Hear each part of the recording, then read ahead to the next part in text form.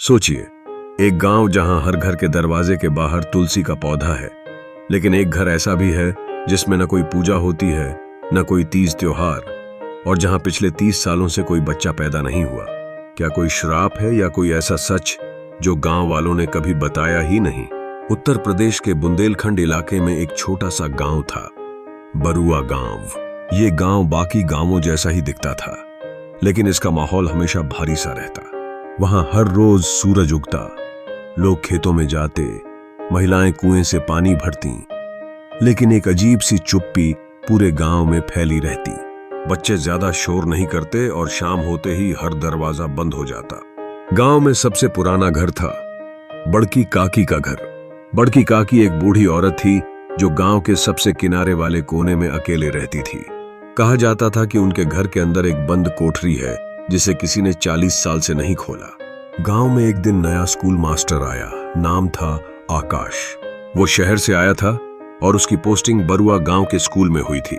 आकाश की आदत थी सवाल पूछने की, और यही आदत धीरे धीरे उसके लिए खतरनाक बनने वाली थी। पहले ही दिन उसने नोटिस किया कि गांव में बच्चे बहुत कम हैं। स्कूल में तो बस 6 बच्चे थे, वो भी 10 से ऊपर के।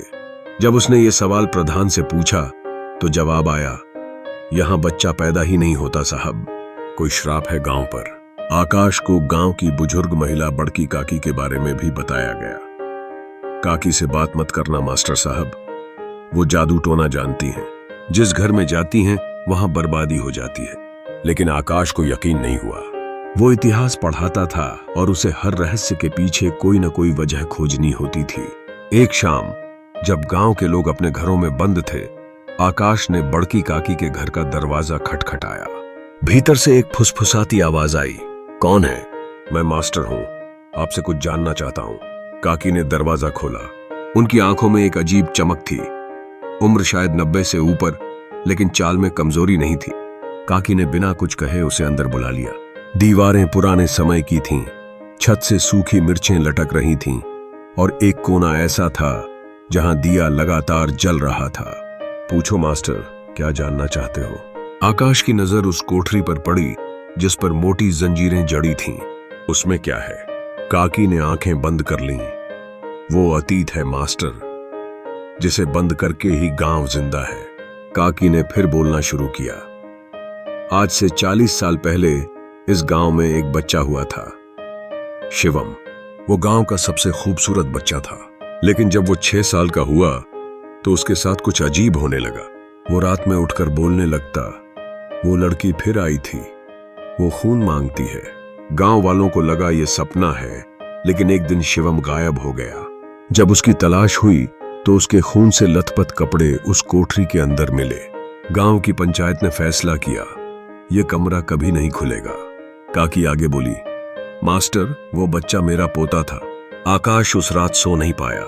उसे लगा कि ये कहानी अधूरी है। उसने तय किया कि वो कोठरी खोलेगा। अगले दिन वो स्कूल नहीं गया, बल्कि सीधे बड़की काकी के घर गया। वो घर बंद था। गांव में खबर फैल गई, काकी गायब है।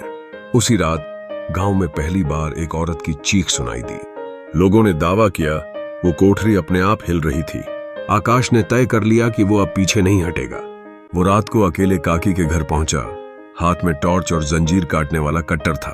उसने जैसे ही कोठरी की जंजीरें काटी, दरवाजा धीरे धीरे खुद खुलने लगा। अंदर सिर्फ अंधेरा नहीं था, वहां दीवारों पर रक्त से बने चित्र थे, और बीच में एक लकड़ी का झूला जो खुद ब खुद हिल रहा था। आकाश की टॉर्च फेल हो गई। अब बस उसकी सांसें थीं और गूंजती आवाज। शिवम को क्यों ले गए? काकी का कोई पता नहीं चला, लेकिन अगले दिन आकाश को एक पुराना बक्सा मिला जिसमें काकी की डायरी थी। उसमें लिखा था, मैंने गलती की थी। मेरी बहन तंत्र मंत्र करती थी। एक बार उसने मेरे बेटे पर प्रयोग किया, बांधने की विद्या। वो चाहती थी कि शिवम कभी बड़ा ना हो, हमेशा 6 साल का बना रहे, ताकि वो उस आत्मा से जुड़ा रह सके। लेकिन कुछ गलत हुआ। आत्मा बंधी नहीं, बल्कि आजाद हो गई, और अब वो हर नए बच्चे को ढूंढती है जिसमें वो फिर बस सके। आकाश ने गांव के सभी लोगों को इकट्ठा किया और उन्हें पूरी कहानी बताई, लेकिन गांव वाले चुप रहे। हमें सब पता है मास्टर, लेकिन अगर तुम सच को कुरेदोगे तो गांव खत्म हो जाएगा। आकाश ने प्रशासन से संपर्क किया। पुलिस आई, लेकिन उस कोठरी में अब कुछ नहीं था। काकी का भी कभी कोई सुराग नहीं मिला। आज बरुआ गांव में स्कूल है, लेकिन कोई बच्चा पैदा नहीं होता। आकाश को भी उस गांव से ट्रांसफर कर दिया गया। कहा जाता है कि काकी की आत्मा अब भी उस कोठरी में है और हर जन्म लेने वाले बच्चे को वो अपने शिवम के रूप में देखती है। कोठरी अब भी वही है, लेकिन उस पर एक और जंजीर लगाई गई है, विश्वास की। क्या आप ऐसे गांव में जाना चाहेंगे जहां 40 सालों से कोई बच्चा नहीं जन्मा? क्या बड़की काकी सच में चुड़ैल थीं, या एक मां जो अपने पोते की आत्मा को पकड़ने के लिए तांत्रिक बन गईं? नीचे कमेंट में जरूर बताइए।